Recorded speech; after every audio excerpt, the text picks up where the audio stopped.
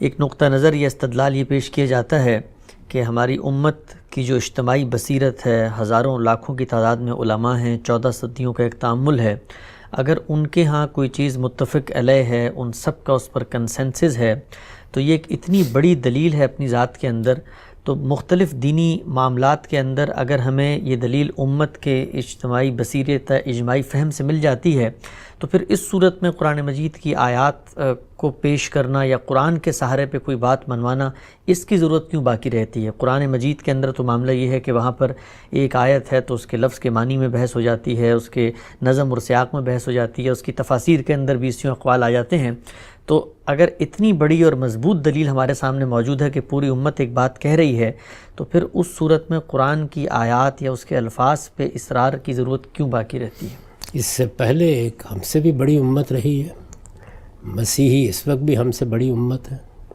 قرآن مجید کے نزول کے زمانے میں بھی ایک بڑی امت تھے، اس سے پہلے ان کی ایک بڑی سلطنت بھی قائم ہو چکی تھی، ان میں بہت اعلیٰ درجے کے سینٹ، متکلم، علماء پیدا ہو چکے تھے۔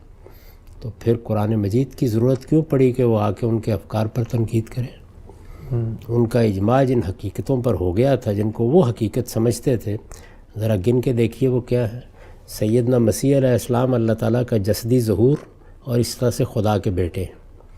ان کو صلیب دی گئی اور اس صلیب در حقیقت آدم کے گناہ کا کفارہ تھی، اور اس کے نتیجے میں بنی آدم کے سب گناہوں کا بھی کفارہ ہو گیا۔ اب مسیح پر ایمان لانا کافی ہے، یعنی اچھا عمل نہیں بلکہ ایمان لانا ہی کافی، اچھا عمل بھی کرنا چاہیے، تاہم اگر ایمان لے آئے ہیں تو یہ نجات کا ذریعہ بن جائے گا۔ اللہ تعالیٰ کی شریعت بنی اسرائیل کے لیے تھی، اس کا مسیح کے پیروں سے کوئی تعلق نہیں ہے، وہ شریعت سے بے نیاز ہے۔ وہ کھانے پینے کی چیزوں میں سور کھائیں یا درندے کھائیں، نماز پڑھیں یا نہ پڑھیں، روزہ رکھیں نہ یا نہ رکھیں، یہ سب چیزیں جو ہے ان کی ثوابدید پر چھوڑ دی گئی ہیں، کسی چیز کے پابند نہیں ہیں۔ اس سب کچھ پہ اجماع ہو چکا تھا، اس کو پوری مسیحی ملت پیش کر رہی تھی۔ پھر اس کے بعد کی تاریخ دیکھ لیں، یعنی یہی مسیحی امت ہے جس کے اندر پروٹسٹنٹ تھے، جس کا ایک بہت بڑا حصہ آرتھوڈاکس مسیحیت ہے۔ وہ ہمیشہ سے ایک دوسرے کے ساتھ اختلافات بھی کرتے رہے، لیکن ان چیزوں کے اوپر آج بھی پوری طرح متفق ہے۔ تو پھر فرمائیے کیا کیا جائے؟ یعنی قرآن پڑھا جائے یا نہ پڑھا جائے، یا قرآن کی روشنی میں بحث کی جائے یا نہ کی جائے؟ لیکن کوئی قرآن ہی ہے نا جس نے آ کے سب سے پہلے یہ بتایا کہ یہ سب چیزیں کفر ہیں، یہ سب چیزیں شرک ہیں، ان کی کوئی حقیقت نہیں ہے، یہ تم نے اپنے آپ کو غلط فہمیوں میں ڈال لیا ہے۔ یہ قرآن ہے نا جس نے آ کے اعلان کیا کہ نہ مسیح کو صلیب دی گئی، نہ وہ قتل کیے گئے، بلکہ تمہارے اوپر یہ معاملہ ہی سارا کا سارا مشتبہ ہو کر رہ گیا۔ یہ قرآن ہے جس نے یہ بتایا کہ مسیح تو تورات کو پورا کرنے کے لیے آئے تھے۔ یہ سب باتیں قرآن ہی نے آگے بتائیں۔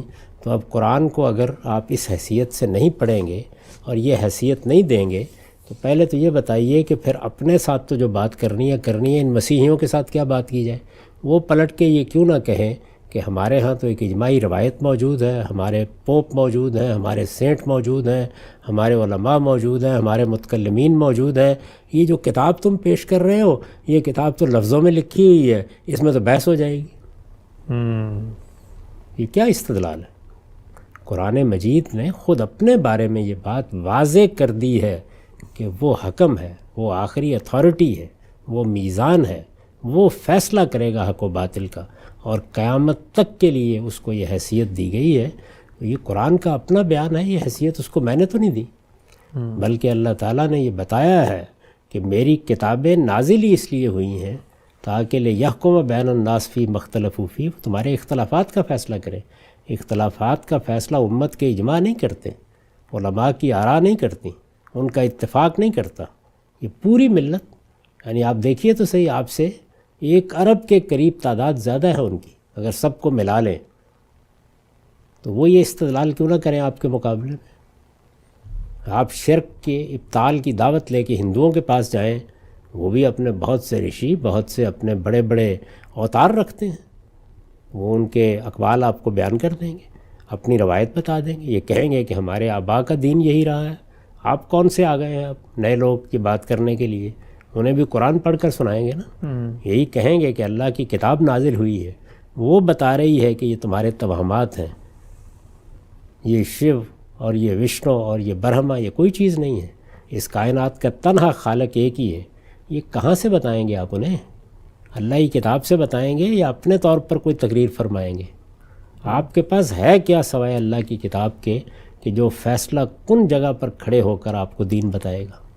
کوئی چیز نہیں ہے۔ تو اس لیے یہ تو جسارت بھی نہیں کرنی چاہیے کہ آپ کتاب اللہ کی اس حیثیت کو چیلنج کریں۔ ٹھیک، وہ آئی اس لیے ہے کہ وہ فرقان بنے، وہ میزان بنے، وہ فیصلے کرے، اس لیے کتاب ہی سے استدلال کیا جائے گا۔ یہ بڑی خوشی کی بات ہوگی کہ اگر کسی امت میں یا کسی قوم میں کتاب اللہ نے جو باتیں بیان کی ہیں انہی کے تصورات پر اجماع بھی ہو، اتفاق بھی ہو، بہت اچھی بات ہے۔ یعنی جو کچھ انجیل میں بیان کیا گیا ہے اگر مسیحیوں کے ہاں اسی پر اتفاق ہوتا تو بڑی بات تھی، لیکن اگر ایسا نہ ہو تو پھر انجیل فیصلہ کرے گی یا مسیحی فیصلہ کریں گے؟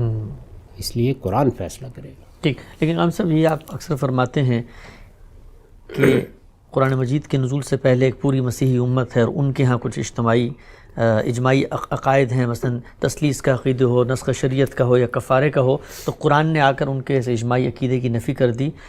تو اگر ان کے سامنے، اس اجماع کے سامنے قرآن فیصلہ کن ہے تو آج کے اجماع کے سامنے کیوں نہیں ہوگا؟ تو اس پہ سوال یہ ہے کہ وہ تو آخری پیغمبر کو نہیں مان رہے، وہ لوگ تو منحرف گروہ ہیں، خود خدا نے بتا دیا کہ اللہ نے ان کو یہودی نصرانی نہیں بنایا تھا، خود بنے۔ لیکن آج کے جو امت کا اجماع ہے یا علماء کا جو فہم ہے وہ تو رسول اللہ صلی اللہ علیہ وسلم کے ماننے والی امت ہے، مسلمان امت ہے۔ وہ ایک قوم جو شرک پر کھڑی ہو گئی اور یہ ایک قوم جو رسول اللہ کو مان رہی ہے، آخری دین کی آخری الہامی روایت پہ کھڑی ہے، ان دونوں کو آپ کیسے کمپیئر کر سکتے ہیں؟ یعنی اس کو کیا سرخاب کے پر لگے ہیں؟ وہ بھی اللہ کے پیغمبروں کو ماننے والے ہیں، ان کی بھی بڑی غیر معمولی تاریخ ہے۔ وہ بھی حضرت موسیٰ کے اور اس کے بعد آنے والے سب نبیوں پر ایمان رکھتے تھے۔ حضرت مسیح کو انہوں نے مانا، حضرت مسیح خدا کے پیغمبر نہیں ہیں اور وہ ان کی نسبت نہیں رکھتے۔ تو میرے بھائی بات یہ ہے کہ یہ آپ کے لیے اور قانون ہوگا اور ان کے لیے اور قانون ہوگا۔ اللہ تعالیٰ نے قرآن مجید میں اس سوال کا جواب دیا ہے یہ کہہ کے کہ میرے پیغمبر تو انذار کرتے ہیں، بشارت دیتے ہیں، لیکن کتابیں فیصلہ کن ہوتی ہیں، تو ان کے لیے بھی انجیل ہی فیصلہ کن ہے۔ ذرا سورہ مائدہ کو پڑھیے، اس میں یہ کہا گیا ہے کہ اللہ نے جو کچھ انجیل میں نازل کیا ہے اہل انجیل کو اسی کے مطابق فیصلے کرنے ہیں۔ اللہ نے جو تورات کو نازل کیا ہے اہل تورات کو اسی کے مطابق فیصلے کرنے ہیں۔ وَلْيَحْكُمْ أَهْلُ الْإِنْجِيلِ بِمَا أُنزِلَ إِلَيْهِمْ۔ تو یہ تو خدا نے چھوڑی ہی نہیں کوئی گنجائش اس بات کو بیان کرنے میں کہ میری کتاب ہے جو تمہارے اوپر حکومت کرے گی۔ باقی ہر چیز کی اپنی اہمیت ہے اور وہ کتاب کے بعد ہے، کتاب سے بالا تر کوئی چیز نہیں ہو سکتی۔ ٹھیک، بڑی اچھی بات ہے کہ اچھی چیزوں پر اجماع ہو، بہت اچھی بات ہے کہ سارے علماء ایک اچھی بات بیان کریں۔ یہ بھی بہت اچھی بات ہے کہ ہمارے پاس ایک بڑا ذخیرہ رسالت مآب صلی اللہ علیہ وسلم کی زبانی روایات کا ہے، جس میں بہت سی چیزوں کی وضاحت ہو جاتی ہے، توضیح ہو جاتی ہے، اور بہت سے تاریخی معاملات ہمارے علم میں آ جاتے ہیں۔ لیکن یہ سب کچھ کتاب اللہ کے تحت ہے، یعنی کتاب اللہ سے بالاتر کیوں ہو جائے گا؟ اور یہ کیا بات ہوئی کہ ہم تو آخری پیغمبر کے ماننے والے ہیں، وہ بھی بنی اسرائیل کے آخری پیغمبر کے ماننے والے ہیں، وہ بھی حضرت مسیح کے ساتھ یہی تعلق رکھتے ہیں۔ وہ تو آپ سے بھی آگے بڑھ کر اپنے پیغمبر کے بارے میں یہ کہتے ہیں کہ وہ خدا کا بیٹا ہے، خدا کا جسدی ظہور ہے۔ اس کے بعد تو وہ بہت سے اور دلائل آپ کے سامنے پیش کر دیں گے، وہ کہیں گے ہمارے پیغمبر تو بن باپ کے پیدا ہوئے ہیں، وہ تو مردوں کو زندہ کر دیتے تھے۔ تو یہ کیا چیز ہے؟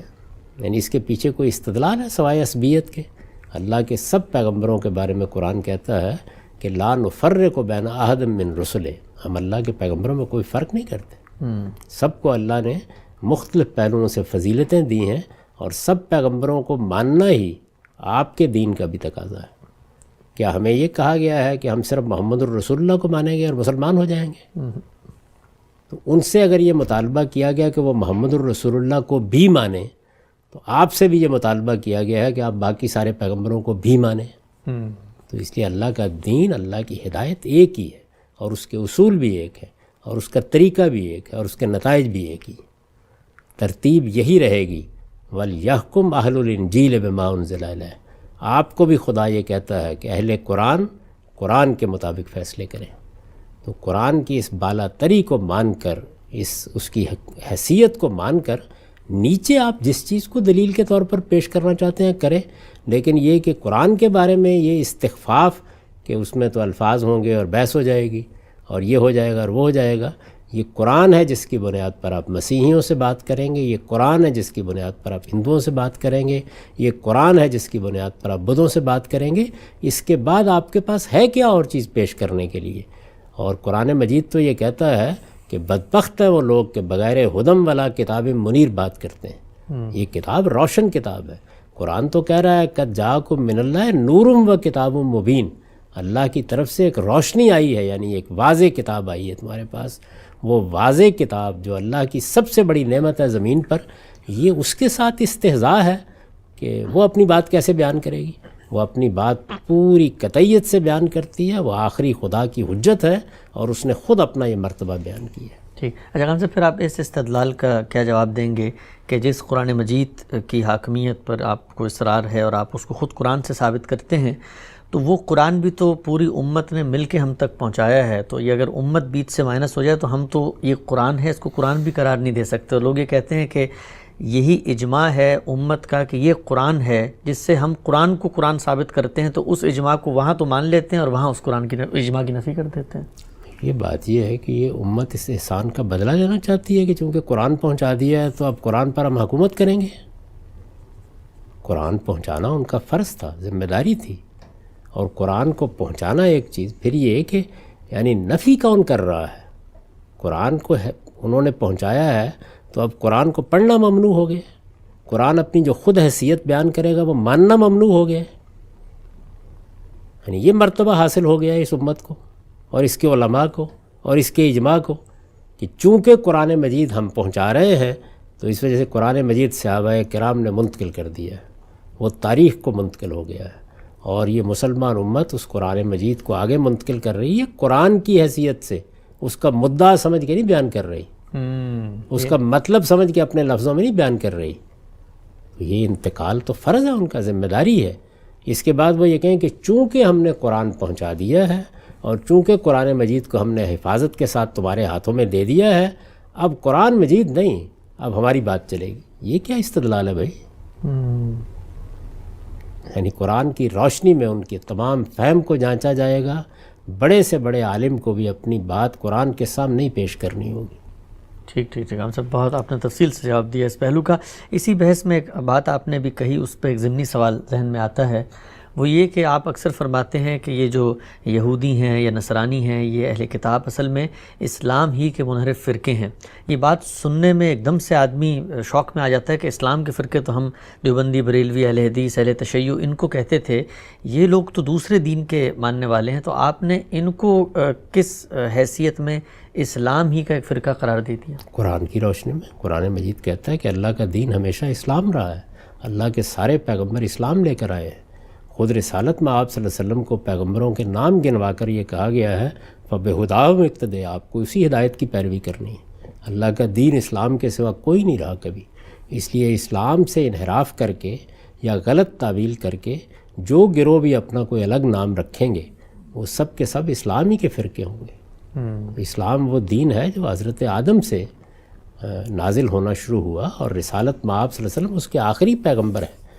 تو اللہ کے پیغمبر نے تو کبھی یہ بات نہیں کہی کہ میں ان پیغمبروں سے کوئی مختلف دین لے کے آیا ہوں، انہوں نے تو بار بار یہ کہا ہے کہ وہی دین، وہی دعوت، وہی پیغام جو موسیٰ کا تھا، ابراہیم کا تھا علیہم السلام، میں بھی وہی پیش کر رہا ہوں۔ قرآن مجید خود اعلان کرتا ہے کہ ہم نے وہی دین محمد کو دیا ہے جو اس سے پہلے ہم ابراہیم کو دے چکے، جو نوح کو دے چکے، جو موسیٰ و عیسیٰ کو دے چکے۔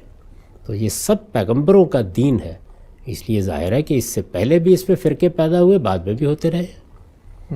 قرآن مجید نے جب بنی اسماعیل کو یہ ذمہ داری دی تو کہا کہ یہ تمہارا باپ ابراہیم تھا جس نے تمہارا نام مسلمان رکھا تھا، یعنی اسلام کے ماننے والوں کو پہلی بار مسلم یا مسلمان کا نام بھی سیدنا ابراہیم نے دے دیا تھا۔ تو سیدنا ابراہیم سے پہلے تھے یہود یا نصارہ یا بعد میں آئے ہیں، ان کو بھی یہی بتایا گیا کہ تمہارا دین اسلام تھا۔ یہ دعوت، قرآن کی دعوت ہی یہی ہے۔ ہم یہ نہیں کہہ رہے ان کو کہ تمہارا دین کوئی اور ہے اور ہم ایک نیا دین تمہیں بتا رہے ہیں، ہم انہیں یہ بتا رہے ہیں اور قرآن ان کو یہ بتا رہا ہے کہ تمہارا دین اسلام ہے، اسلام تھا، تم اسلام کے ماننے والے ہو، یہ سارے پیغمبر اسلام لے کر آئے تھے، آؤ اس اسلام کی طرف، اس کی حقیقت کو سمجھو. سبحان اللہ. یہ دعوت ہے ہماری.